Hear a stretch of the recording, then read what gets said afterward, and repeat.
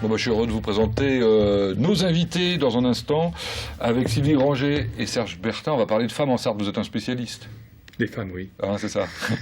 Des femmes qui dansent surtout d'ailleurs, rappelons-le. Oui. Et puis hélas des femmes décédées, puisque je rappelle que vous animez notamment chez nous Territoire Partagé. Absolument. Toutes les semaines. Sylvie Granger, bonjour. Bonjour. Chercheur en histoire ou Chercheuse. Oui, chercheuse. Oui. D'accord, ça vous va. Tout, ça Très va bien, pas de souci. Récemment, on vous a découvert effectivement dans ce travail que vous êtes en train de faire absolument passionnant sur les musiciens à la cathédrale, entre autres, et les chanteurs. Là, on va parler de ce travail que vous continuez avec Serge Bertin, puisque c'est une réédition de Femmes en Sarthe, et avec de nouveaux portraits. C'est ça. Réédition augmentée. Voilà. Et enrichie.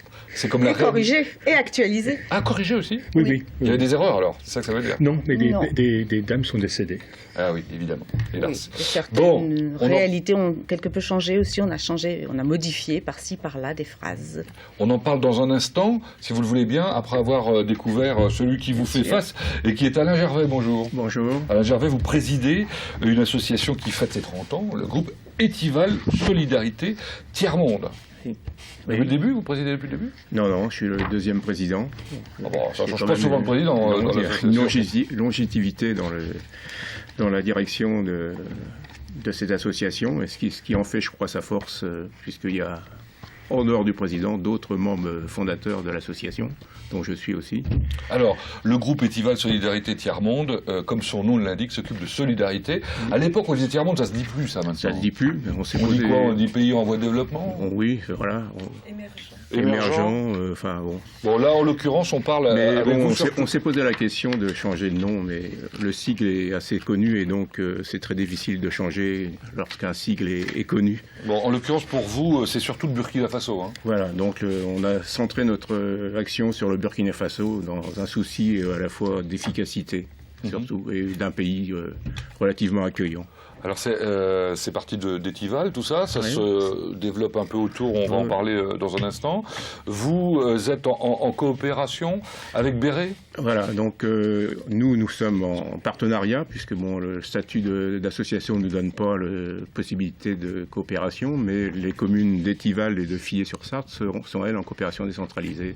Elles ont signé un accord de coopération avec la commune de Béret. Bon, alors Béret, c'est quoi?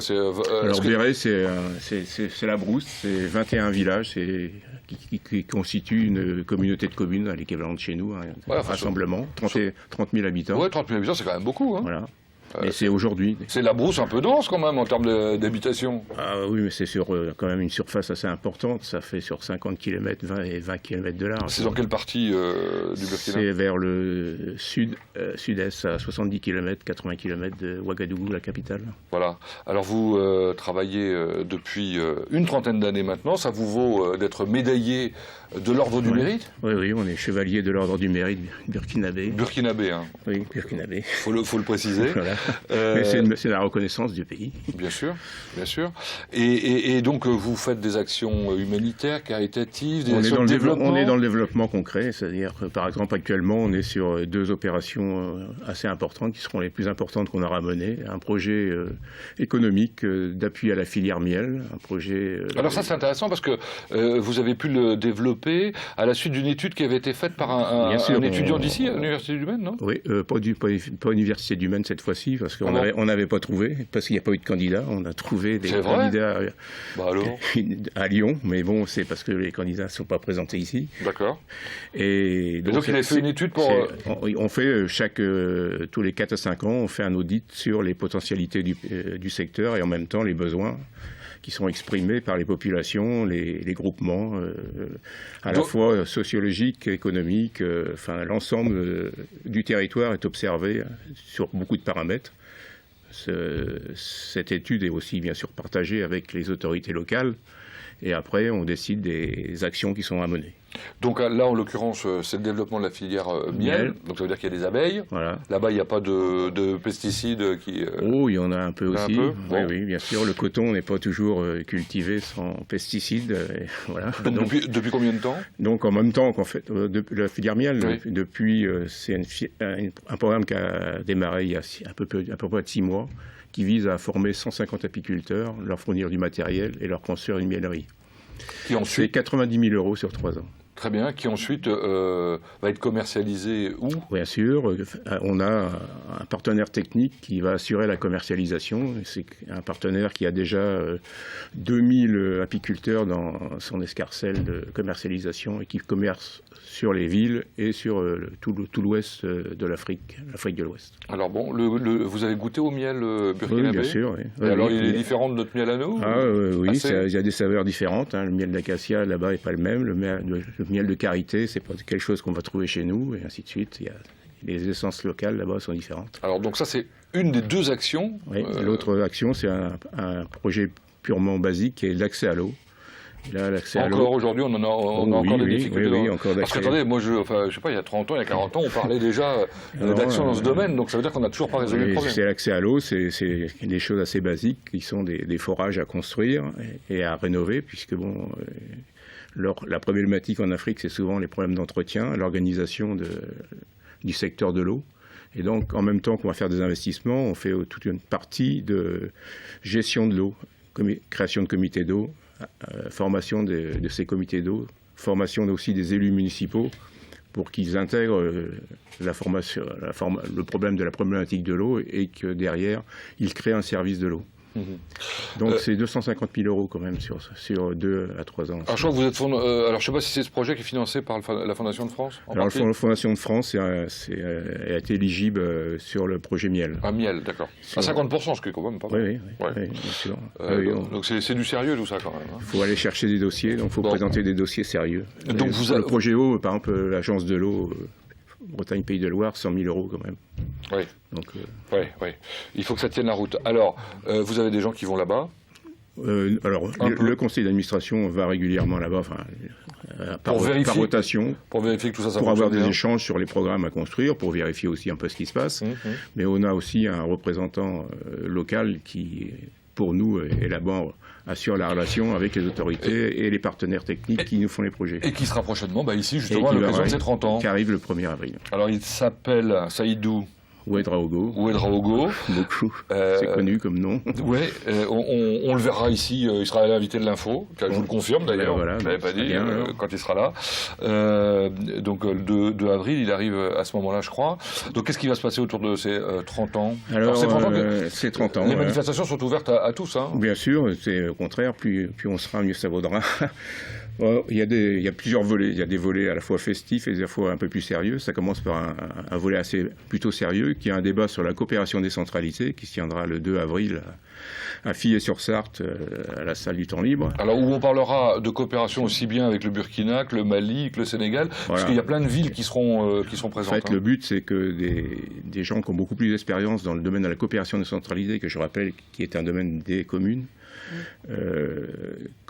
donnent un peu leur expérience, alors pas sur le terrain là-bas parce que c'est assez bateau, mais plutôt comment ils intègrent en France ce volet de coopération décentralisée, comment ils arrivent à faire passer ça au niveau de leur population, ce problème de solidarité est quand même assez crucial actuellement. Donc c'est dans une semaine, c'est le jeudi, enfin pour ceux qui nous regardent en direct, c'est le jeudi 2 avril, ce sera à 19h. Pascal Brulon sera l'animateur de ce débat. À 19h pour l'apéritif, mais là j'y serai pas parce que je serai en plateau. Voilà. Moi je serai là seulement à 20h30 pour les échanges effectivement.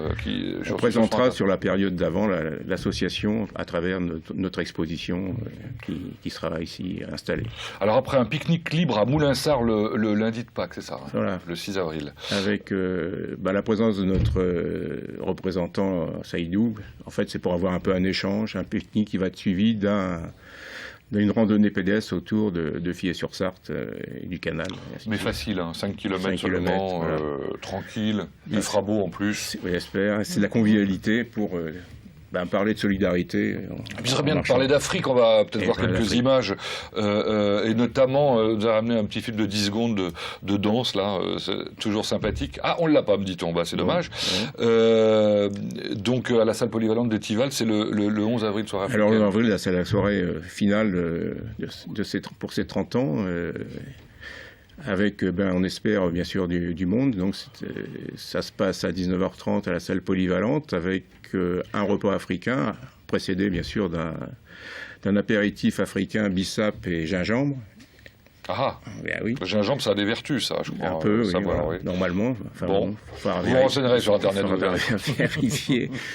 Et donc, un repas, bien sûr, plutôt typique africain. En entrée, les acras divers et variés. Et ensuite, un poulet avec la sauce papaye verte, riz. Et puis des fruits frais de l'Afrique. Et puis on pourra danser après. Alors vous n'êtes pas un spécialiste des danses africaines particulièrement. Ce sera plutôt musique que danse. Ah bon? Je sais pas. La danse, pour l'instant, c'est la partie plutôt minime. C'est plutôt danse avec Ibrahim Koné, qui est quand même un Sartois, enfin maintenant un Sartois, puisqu'il est un Burkinabé installé en Sarthe, qui a rassemblé 5 Burkinabés pour faire cette musique authentique. Mais il a des danseurs avec lui aussi, j'ai lu. Oui, mais la danseuse prévue ne sera pas là. Ah, flûte alors. Bon. Voilà. Vous trouverez quelqu'un d'autre. Hein. Et puis il y a la vente de produits artisanaux. Voilà. Donc vous avez noté, c'est le 11 avril. Et en parallèle de tout ça, il y aura des interventions périscolaires aussi. Voilà, bien sûr. L'école est aussi intéressée à l'école. Ça vaut le coup de marquer le coup. Voilà. Donc vous avez bien noté, ça se passe à Étival-le Mans. On vous le rappellera dans un instant. Mais maintenant, parlons de femmes en Sarthe.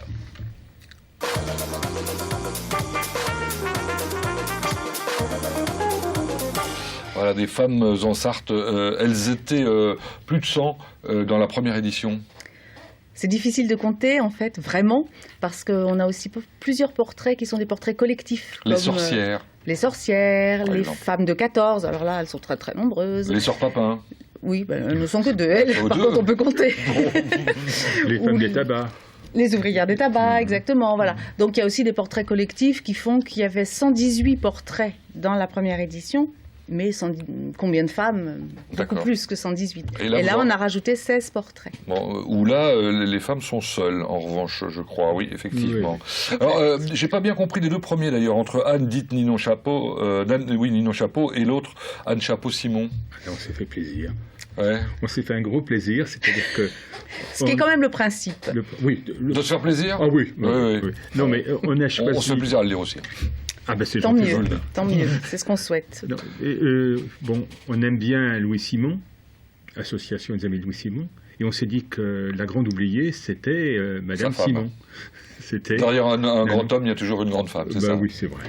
Ça ne nous était pas venu lors de notre première édition. Et on s'est le reproché. En fait, oui. On y a pensé dans un second temps. Et on s'est aperçu que, à travers les mémoires de Louis Simon, on savait plein de choses sur elle. Il disait plein de choses, il la faisait parler, on entendait sa voix, ce qui est très rare pour une femme du 18e. Donc, chacun de nous a pris la plume. Mais on s'est dit, c'est injuste quand même. Il faut qu'elle parle par l'intermédiaire de son homme. Alors, on a décidé de la faire parler, de la faire vivre en tant que telle. Et on s'est fait une surprise, c'est-à-dire que chacun d'entre nous a écrit son texte sans se concerter avec l'autre. Et ils étaient très différents. Oui. Et tellement différents qu'on s'est dit, ça vaut le coup de les garder tous les deux. Alors, ça se passe à la vous avez le droit d'essayer de deviner. Ça se passe à la Fontaine de Saint-Martin. Moi, je crois que j'ai deviné. Ça se passe à la Fontaine de Saint-Martin, donc la femme du premier maire de la Fontaine, on peut dire ça comme ça. Alors, qu'est-ce qui est intéressant? Alors, évidemment, moi, j'ai retenu Marie-Anne Olympe Chassaigne. Oui. Alias Liane de Bougie. Liane de Bougie, c'est ça. Voilà, oui. Ah, elle est bien, hein. Elle est drôle quand même. Enfin, oui, elle est bien. Parce que tout le monde la connaît. Liane de Bougie, c'est une cocotte parisienne. Une cocotte parisienne. On la connaît de nom. Oui, mais on sait issue de quel milieu quand même? Militaire. Militaire. Rigide. Très rigide. Et cette fille, elle a un gosse, et puis immédiatement après, elle décide de tout laisser tomber, et puis elle va se faire embaucher dans un bordel où elle apprend le métier à Paris. Elle devient une cocotte et elle termine princesse. Et alors, je sais pas, religieuse, elle prend le voile. Elle prend le voile. Mais elle meurt au Carlton quand même. Hein. Quand même, oui. Bah oui, on a beau être religieux, mais on aime bien quand même le luxe. Hein. Bon, c'est assez étonnant. Donc toutes ces femmes ont un point commun, c'est qu'elles sont sartoises, hein, on est bien d'accord. Oui, plus ou moins. Elles ont vécu en Sarthe. Voilà. Oui. Le titre Femme en Sarthe dit bien, c'est pas femme de Sarthe, parce que justement ça nous frappe aussi beaucoup que le territoire sartois, Manceau, est ouvert, accueillant. Vous parliez de Burkinabé, monsieur, tout à l'heure.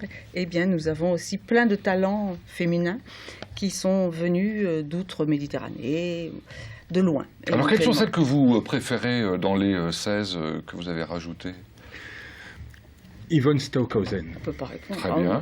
Né Jouffreau, décédé en 1985. Ouais. Donc là, vous avez retrouvé une lettre d'un officier anglais, non, c'est ça? Je dois vous l'avouer, hein, cette lettre, elle est imaginaire. Ah, d'accord. Je l'ai imaginée. D'accord. Mais les nous l'avons imaginée. Pardon. J'ai gaffé. Oui, parce qu'on n'est pas censé dire qui a fait quoi. D'accord. Ouais. Non, mais c'est une femme dont le parcours a été étonnant et c'est un peu notre côté Don Quichotte un peu. On a trouvé qu'elle avait été très maltraitée par ses contemporains et on a voulu montrer la grande qualité de cette femme et son héroïsme. Et elle a effectivement sauvé... Oui, les officiers anglais sont authentiques. Tout à fait. Qui ont été abattus dans la région de Nantes. Son fils est allé les chercher et ils ont été abrités dans sa maison, au nez à la barbe des occupants. Et là, donc, nous avons imaginé que cette femme recevait un jour un courrier. Mais lorsqu'il est dit, par exemple, que cet officier anglais a trouvé l'adresse sur la cuisine, je sais qu'il a trouvé l'adresse parce que d'autres témoignages m'ont permis de l'apprendre. Très bien, alors bon, donc vous l'avez choisi. Vous, votre préféré, c'est qui? J'arrive pas à répondre à ça. Oui. Parce qu'en fait, je les aime toutes. Ouais. Je suis contente d'avoir fait des portraits de femmes d'aujourd'hui. Alors, Janine Rouxin, j'ai découvert son autre nom, Beau Matin. Oui, c'est joli, d'ailleurs. Magnifique nom, d'ailleurs, et qui est porté aussi par sa maman, forcément, qui était une résistante, et nous l'avons mis aussi dans le texte. C'était l'une des deux Janine de Robert Jarry. C'est ça. Puisque c'est premier adjoint et deuxième adjoint, d'ailleurs, je ne sais plus. Non, c'est pas si net que ça, mais enfin, elles ont eu beaucoup d'importance, les deux, beaucoup d'importance. Jarry dit dans une interview, elles rayonnaient sur l'ensemble de la politique municipale. Elles sont vraiment très importante. Mais nous, on s'était donné comme règle de ne pas parler de femmes politiques engagées, actuelles, qui briguent le suffrage des électeurs. Puis on s'est dit, Janine Rouxin, on peut. Bon, on a le droit. Et c'était une belle rencontre. Bien sûr. Alors, ce qui est amusant, c'est le portrait de la toute petite dernière, la petite nouvelle, Leïla Heurtaud. Née en 95, c'est la petite nouvelle. Exemple typique, elle n'est pas née du tout au Mans, mais elle y est venue... Guyanaise, en l'occurrence, c'est ça? Oui, c'est plus compliqué que ça encore, parce qu'en fait, elle est née à Chartres. Ah oui, d'accord. Mais elle est partie s'installer avec ses parents assez jeunes en Guyane. Elle a été championne de Guyane plusieurs fois. Et quand elle est arrivée au Mans... De karaté, oui, très juste. Elle avait le choix entre karaté et quoi, je me souviens plus. Et les danses, les majorettes. Les majorettes, c'est ça. Donc elle a dit qu'elle avait assez vite choisi. Et donc quand elle est arrivée au Mans, c'est bien en tant que championne de karaté. Et elle avait 14 ans et demi, enfin elle était... Et depuis elle est devenue championne du monde, enfin bon... Oui. Et c'est en même temps une jeune femme charmante qui a la tête sur les épaules, qui n'a pas l'air d'avoir la grosse tête plus que ça, qui est toute charmante. Bon, très bien. Voilà, écoutez, j'espère que vous aurez donné envie de lire à ceux qui nous regardent. Femmes en Sarthe, aux éditions Libra Diffusio, j'ai bien dit. C'est un excellent ouvrage de 14 par 21 cm et qui coûte 23,50 €. Et qui sera dans quelques mois accompagné de Hommes en Sarthe. Ah bon? C'est une révélation que je vous accorde. C'est un scoop, c'est vous aussi? Exprès pour vous. Ah bah oui. Très bien. La justice. Je suis impatient de découvrir. Les femmes, oui, mais les hommes un peu quand même. Combien vous ferez de portraits? La même chose. Ce sera le même format, normalement, donc 130 peut-être. Très bien. Bon, parfait. La moitié sont écrits. Alain Gervais, vous allez le lire? Oui, bien sûr, je vais me l'acheter pour l'offrir. Très bien. On rappelle que du côté d'Étival, Fillier, etc., il y a des festivités qui débutent bientôt et on pourra même rencontrer des gens de l'ambassade du Burkina. Hein. Bien sûr, ils seront présents à la soirée. Très bien, la soirée africaine. Vous aimez ça, vous les traditions populaires Joli collier. Oui, tiens, oui, je ne savais pas que vous étiez invité. C'est un collier africain. Oui, c'est un collier africain. Très bien. Merci. Là, on va aller loin maintenant également, enfin loin dans la Sarthe, hein, c'est-à-dire complètement au nord-est. C'est à Mamers, enfin dans cette région-là en tout cas, avec Jean Mulot qui est président de la communauté de communes du Saunois et qui est notre invité intensément sartois.